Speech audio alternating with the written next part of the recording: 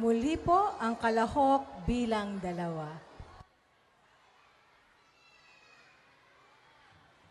Sa isang maliit na baryo, may isang aso na tapat na bantay sa kanyang amo.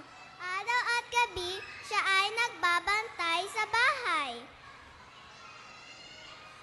Orf! Orf! Walang makakalapit habang ako'y narito.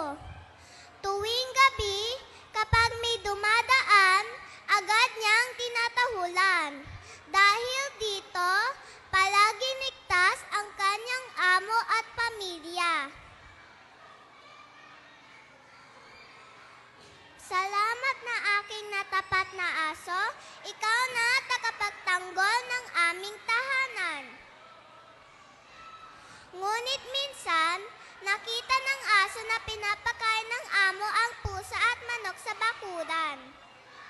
Arf! Arf! Bakit sila pinapakain din? Ako nang bantay dito? Ako dapat ang paborito. Isang araw, dumating ang isang estranghero.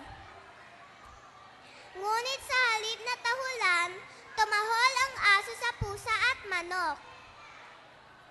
Arf! Arf! Layuan mong amo ko, akin lang siya. At nakalusot ang estranghero sa bahay, nawala ang ilang gamit at muntik pa masaktan ang amo.